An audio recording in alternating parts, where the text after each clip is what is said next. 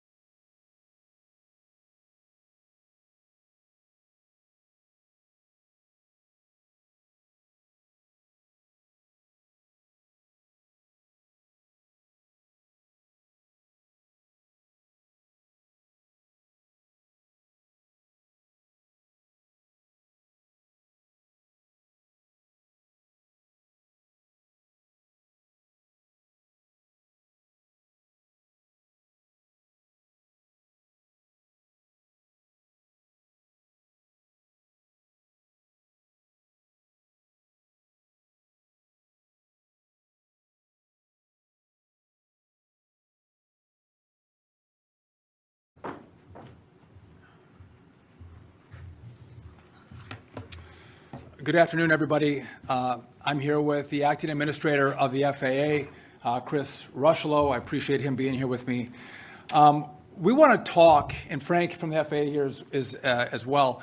Listen, we've all been reporting and seeing what's happening at Newark Airport. And I think it is clear that the blame belongs with the last administration. Pete Buttigieg and Joe Biden did nothing to fix the system that they knew was broken. And so I want to lay out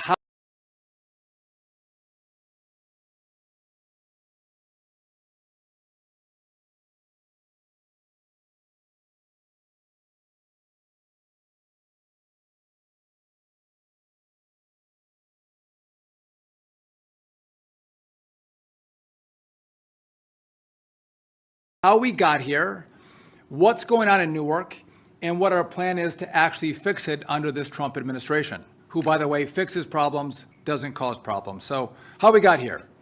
In July of 2024, the Biden-Buttigieg FAA moved control of the Newark airspace from New York, or also known as N90, to Philadelphia Tower or the Philadelphia TRACON. As part of the move, the STARS system that processes radar data for Newark remained based in New York, so they didn't move it from New York down to Philly, where the controllers would be. Redundant and diverse telecommunication line feeds this data from New York to Philadelphia TRACON, where controllers handle New York arrivals and departures. The Biden-Buttigieg FAA bungled this move without properly hardening the telecom lines feeding the data, which was already well known to be error-prone. Without addressing the underlying infrastructure, they added more risk to the system. In fact, there were issues in October and November under Biden and Buttigieg that would have highlighted to the prior administration that the underlying hardware would continue to cause problems. That, along with their overall neglect of our whole aviation system and the aging issues that we've highlighted over the course of the last several weeks, were clear mistakes of their administration. So let's talk about where we are now. What's going on in Newark? So a trio of recent equipment issues at Philadelphia on April 28th, May 9th, and May 11th affecting communication radar displays has highlighted the antiquated nature of the nation's air traffic control system, which is still using copper wires and other outdated technology. The incidents on April 28th and May 9th resulted in very brief outages that impacted the STARS radar data displays going down. The most serious of these outages lasted approximately 30 seconds. This includes the STARS radar data displays going down again for 30 seconds. The STARS displays took approximately 60 seconds then to reboot and come back online. So there's been some discrepancy, 30 seconds versus 90 seconds. The outage was 30 seconds, but then the displays took another minute to boot. That's where you get 30 and 90 seconds. But the telecom was out for 30 seconds. The outage also interrupted the phone line and radio frequencies for a very short period. This is how controllers talk to pilots.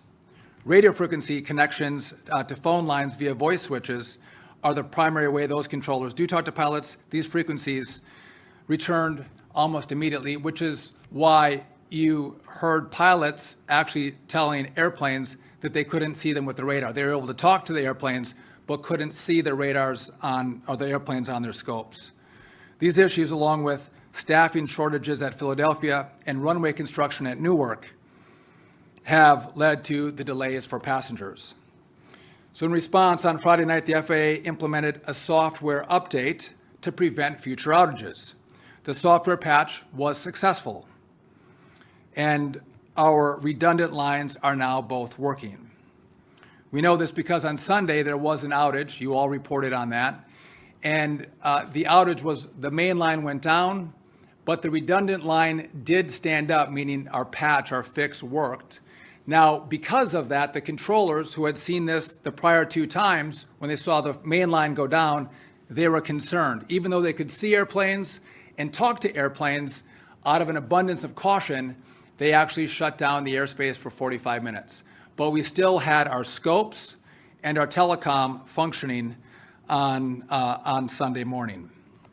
So it's important to note that, and we're going to talk about this in a little bit, this system is so old that even if you have high-speed fiber information coming in to a TRACON or a tower, the equipment that we use is so old, the information has to be slowed down. It comes in too fast. It has to go at the speed of copper wires.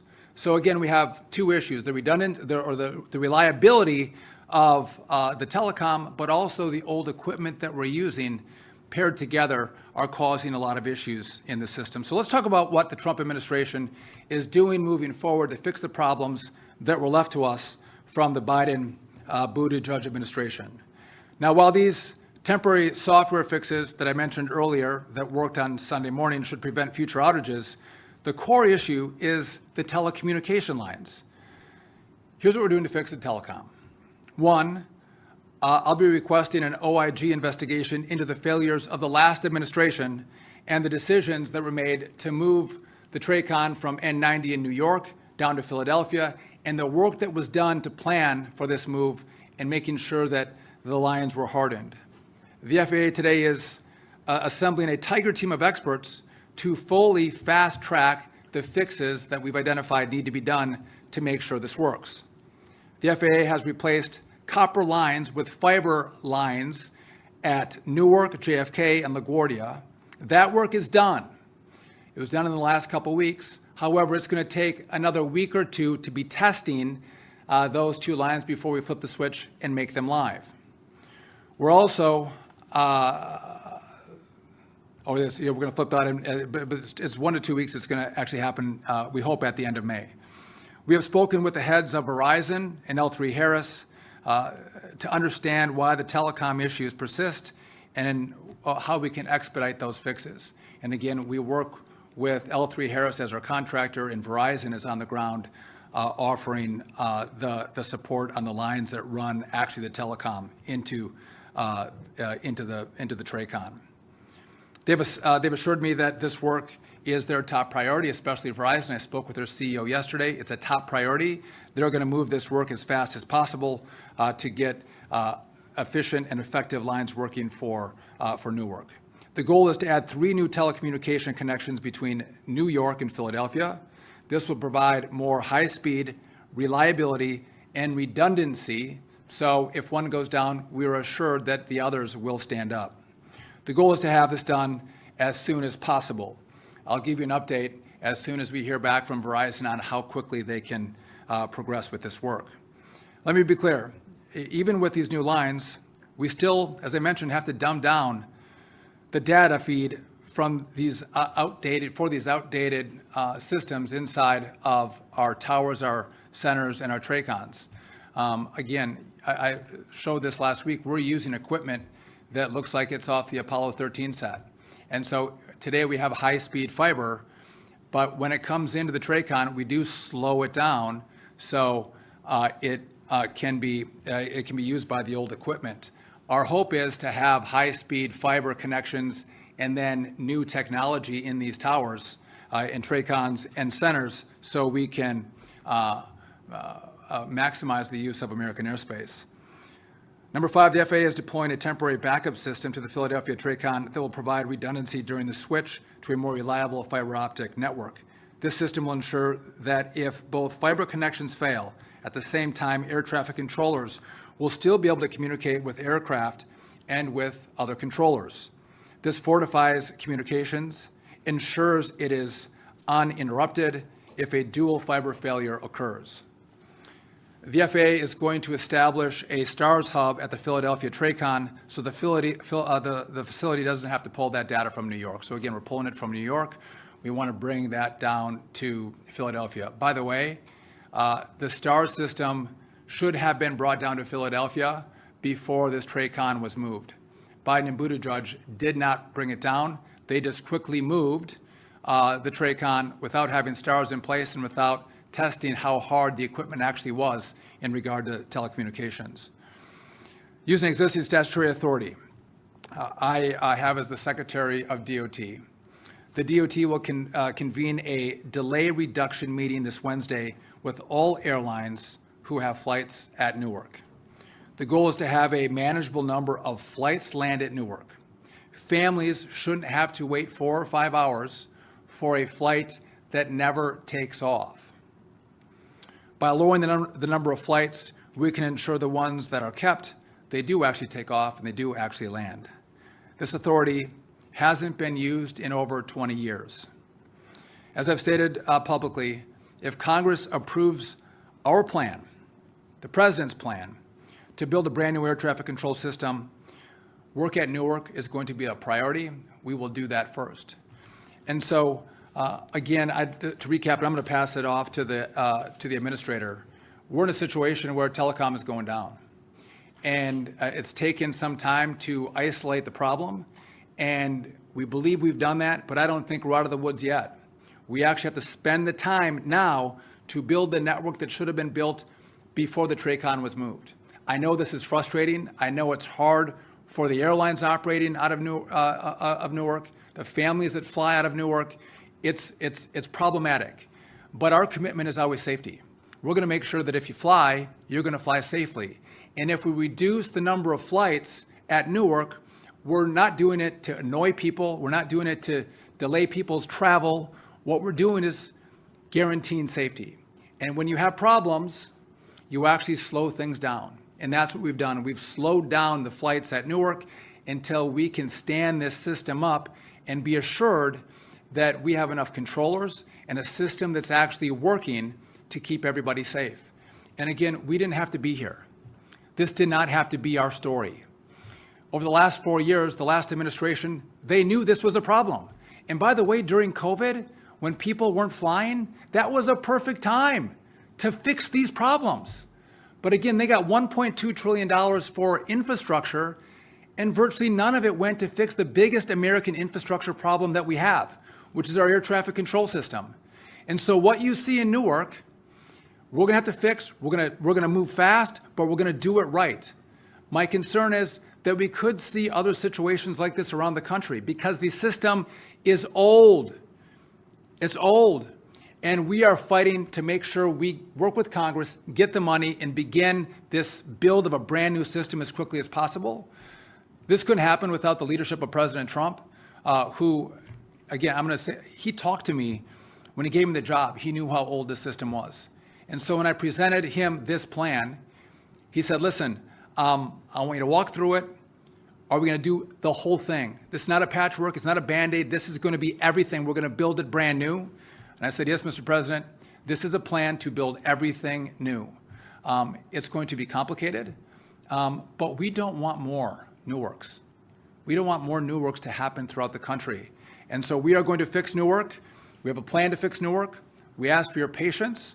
And then we're looking to Congress to give us the resources to fix air traffic for the whole country, so no one has to deal with this in the future. And with that, I would like to pass it off to a guy who has done an amazing job in orchestrating his team, in building a tiger team to make sure we can quickly and efficiently address the problems that we face at Newark and throughout the system. Our acting administrator of the FAA, Chris Rusholo. Thank you, Mr. Secretary. Good afternoon. Yes, as the Secretary just described, so we have an action plan moving forward here. Starting today, we've, under the Secretary's direction, we have initiated a task force, an emergency task force, comprised of experts, executive experts from the FAA, from L3 Harris Corporation, as well as from Verizon. We're very focused on making sure that travel into Newark is safe and efficient.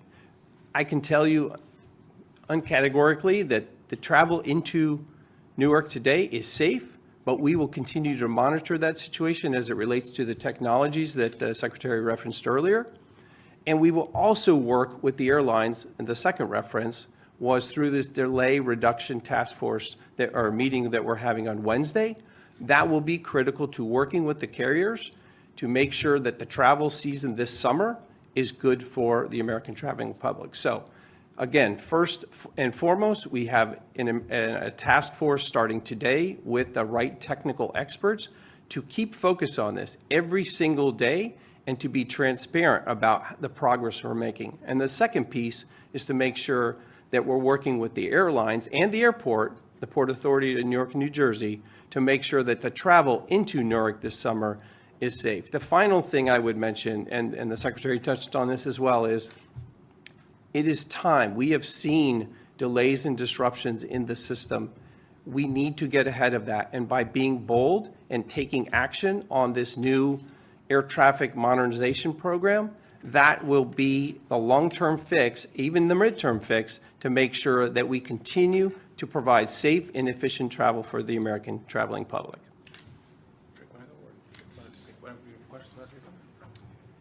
Thank you, Mr. Secretary. As a former controller and now as a manager that helps oversee the air traffic organization, top to bottom, in all my conversations with our management team and with the controllers, they look forward to new infrastructure. They look forward to the commitment that is being made by this administration and the leadership by Mr. Duffy to work on equipment that is younger than the children that they have. I will tell you, when I was in the Air Force and I was a controller in 1999, I actually was the test bed for STARS. That's when STARS first came out, was in 1999 at Eglin Air Force Base. We tested that. As a controller at Albuquerque Center, it was almost 20 years ago where the ERAM system came in. That's our automation for our en route centers. And the issues that we have with static on the frequencies were problematic then, it's exponential now. So we look forward, Mr. Secretary, to the new infrastructure, top to bottom. We applaud your efforts, sir. Thank you. So we're happy to take any questions if you have any. Yes. Mr. Secretary, thank you. Could we see more air traffic controllers from better staffed towers come to Newark to help out? I'll take a stab at that. Tell me if I'm wrong, but it does take time to train up controllers from other areas. So if they move from the Potomac Tracon and move up to Philly, it takes up to a year to train them on that airspace, Frank. Am I right on that? Average certification time, sir, for N90 is 2.5 years, but with our accelerated program, we hope to have that reduced quite a bit by a year to a year and a half, 2 years. So it could be a year. So even you have a 20-year experienced controller, they move to a new airspace. It takes them a long time to train up. So we don't have the ability to just snap our fingers and move controllers around. It takes time to train up specifically on the airspace in which they control, which is why the staffing becomes an issue, and you got to see over the horizon on how you make sure you have enough in training to deal with any shortfalls that may come in the out years. Yes. You've been saying that this is decades-old problems, and these issues have been present for years and years and years. So why didn't this administration initiate changes in their first administration? Well, I think what we saw is the cracks that you are now seeing today were highlighted actually over the last 4 years. We were seeing more and more of it. And the president has said this a number of times.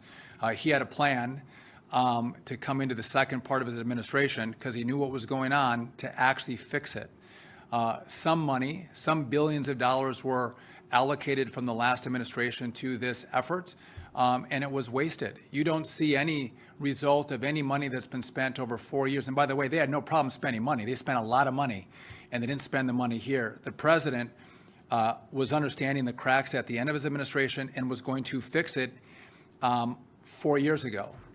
But the last administration, they did nothing about it. And so as things get old, you get to the point where you're starting to hear some rattles in your car, that's probably the sign you bring it to the shop. The last administration was hearing the rattles, and they basically kept driving and didn't do anything to fix it. Yeah, Grady. Thank you. First question's on Newark specifically.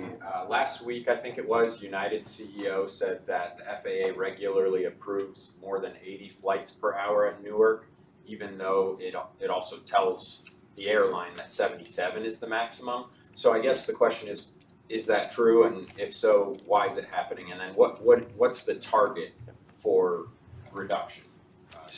Yes, it's a great question. I would say to you, currently, we're running essentially 24 to 28 arrivals. There's a lot of things that factor into the way the controllers can safely manage air traffic in and out of Newark. So that could be staffing, that could be technology, that could be weather. And all of those decisions are made based on the ability to safely manage that traffic in there. So there's no 70 flights an hour. There are arrivals and departures when you do the math. But at the end of the day, what we're talking about is safe arrivals, safe departures. Right now, we're running a variable rate between 24 and 28. We expect that will continue. Again, when the construction project finishes at Newark, we will have an ability to kind of manage some additional traffic.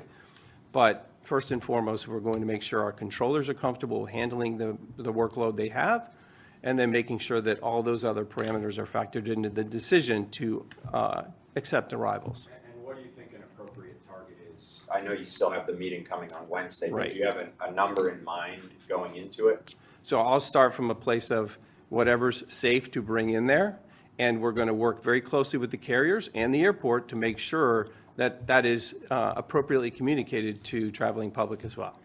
And Mr. Secretary, one for you. In his previous term, President Trump advocated for the privatization of ATC. I know you've said that you don't want to go that route. I'm wondering if you've spoken with the president about that and what changed since then. So I haven't specifically talking to the president about privatization. I don't recall whether he was supportive or not. But what we have to do is unify Congress. This is not a Democrat or Republican issue. It's an American issue. And privatization is an issue that divides people. And if once the president and I and Chris are done building a brand new system and they want to have a conversation about privatization, they can do that. We'll be long gone. But if we have that, nothing is going to happen here. And there's more risk to the airspace. I'm not going to have more risk to the airspace. And so I want to keep everyone together, R's and D's. We're all wearing the same American shirt. Let's get it done together. Yes. I wanted to ask about Wednesday's meeting and kind of piggyback off the question about flight reductions. So I saw that the notice mentioned the FAA was going to propose no more than 56 total operations per hour, 28 arrivals, 28 departures. When you're talking about reductions, is that going to be proportional based on how many flights the airline has out of Newark? And then also which airlines are attending Wednesday's meeting? So I don't have a list of the RSVPs just yet. I can tell you that based on those conversations that will occur and in our, I'll call it our target rate, all those airlines are going to have to come and explain what they need and making sure that we're doing this in a fair and open, transparent manner. So I don't want to get ahead of that conversation. I think it's fair to say that both the airport as well as the airlines are going to have strong feelings about what they need to get out of Newark. We will have those conversations, and as a result of that, we'll make those decisions public. And I think it's important to note we don't want to front run that conversation. Again, we're convening the airlines and having an open and constructive dialogue with them, we hope, yes. Hi, yeah, Will Geisman with Air Current. Just wanted to clarify, so the move of N90 from Long Island to Philadelphia has kind of been in the works for years, as I'm sure you know. Are you specifically criticizing the way the move was done or the fact that the airspace was moved at all? What I'm criticizing is the fact that I don't believe the telecom was adequately tested, because if it had been tested, they would have seen the errors that they saw in October and November of last year under their administration, and we wouldn't be seeing the errors in the telecom right now. So they didn't test it, and before they moved the TRACON, they should have put the STAR system down at Philly. That would have hardened the system. And so there was a number of things that weren't done in preparation for the move, which has left us in the situation in which we now have these reductions and cancellations at Newark. Yes. Sam Ogazalik at Politico. You mentioned a backup system at the Philly TRACON and then also a software patch on Friday. Are those the same things, or can you distinguish what the differences are, if there are any? So do I want to take this? Do you want to go? Yes, sir. I'll try it, and then if I get it. So because the telecom is so fast coming in, and we have to slow it down. When the primary line went down, and we switched to the backup line, the system we have in place was not adequately slowing down the feed, and so it overloaded that line and it went down. But again, we are trying to slow speeds down to 1990 speeds for 1980 equipment, right? So we're going to build new high-speed, resilient fiber lines, but we also then need technology from today that can take the speeds. And so because they're mismatched, the second line got overloaded and went down. That's what happened in both 2 weeks ago and on Friday morning. Did I get that right, Frank? Am I close? All right. So is the backup system operational right now? I know the software patch has been deployed. So the software patch actually worked on Sunday morning. So that's why we didn't lose radar, we didn't lose telecom on Sunday morning, but the primary line went down, and when that happened the prior two times, the whole system went down for 30 seconds. So the controllers were concerned, and that's why they did a ground stop for 45 minutes. However, we didn't lose telecom and we didn't lose scopes this Sunday. The backup line and the fix worked, so the backup line was functioning the way it is supposed to. Does that make sense? Okay. Yes. Yeah, Dave Sherwoodson from Reuters. So Verizon has a $2.4 billion contract the FAA signed in 2023 to replace the copper wire. Why do you think it hasn't happened faster? And what's the medium-term solution? Right? You mentioned the software patch, the short-term fix, but when we have an assurance that the system is modern enough, at Newark at least, to ensure that this doesn't happen again? They signed a $2.4 billion contract, the last administration did with Verizon. Do you know how long it was going to take to actually implement that $2.4 billion contract, which, by the way, was not enough money to build out fiber throughout the whole system? It was a 15-year contract. So this contract was just signed. They have another 12 years to complete the work, which was idiotic from the last administration. And so we're trying to repurpose and get Verizon to move more quickly. They've been good partners. They're trying to accommodate the needs of the FAA and the flying public. And again, we're going to need more money on the telecom front. That was just a part of it. And we can use some of that money for what work we're doing here. That was the first part of your question. The second part was? The current system requires a lot of maintenance. I think some of these outages may have gone down when maintenance was occurring. So how do you have, what's the roadmap to a medium-term solution where we don't have these type of outages, or will the backup system be enough? So in Newark, we have, again, we've taken out the connections at the airports that were copper. We've made them now fiber. So we have fiber connections at the airports.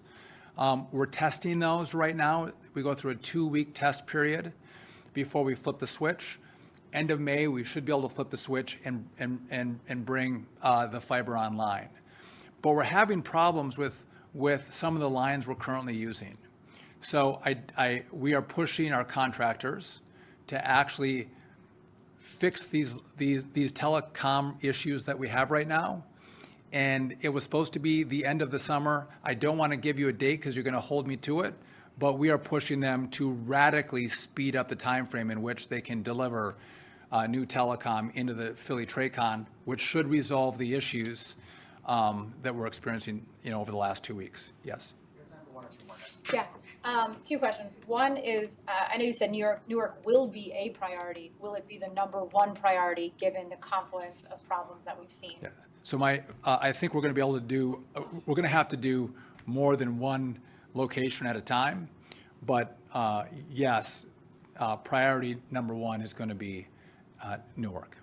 And then I understand you're placing a lot of the blame on the previous administration, but these problems are happening now under Of course. the second administration. Are you just unlucky, or are there some real issues that need to be addressed under this current administration? If you buy a used car, you drive it home and go to bed, wake up the next morning, drive to the store, and it breaks down, is it your fault, or is it the guy that you bought it from sold you a lemon, right? So we have to recognize, again, because I think a lot of the media tries to say, oh, this infrastructure is failing under the first 100 days of the Trump administration or Sean Duffy as secretary. And I think that is a known falsehood, known lie by the media. You all know that it's been cracking. Those of you who cover aviation, there's been telltale signs, there's been conversations, there's been congressional hearings on this, and the fact that the last administration did nothing should be reported.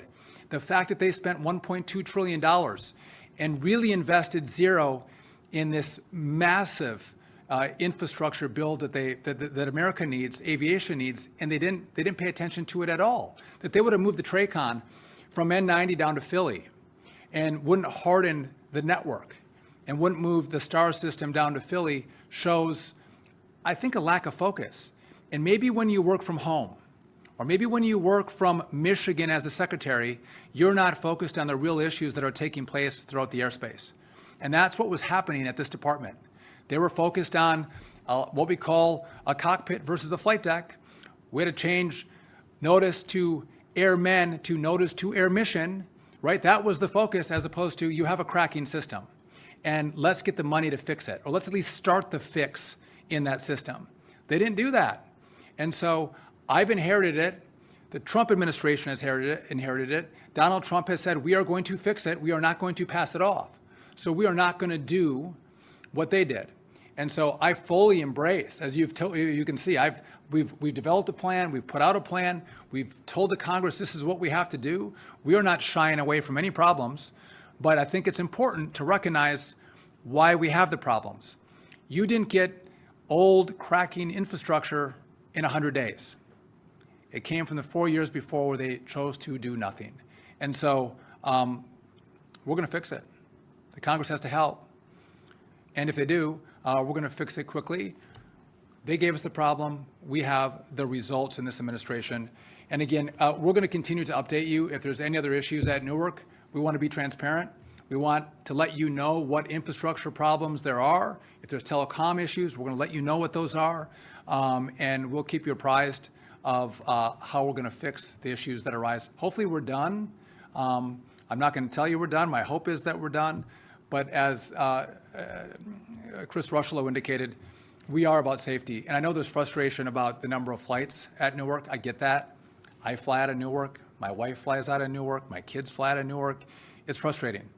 But again, we're all about safety. And safety is the mission. And so if we can only do 24 to 28 flights an hour, that's all we're going to do to feel like we are adequate in the mission of keeping people safe going from point A to point B. And with that, thank you all for coming. We'll keep you updated as things develop.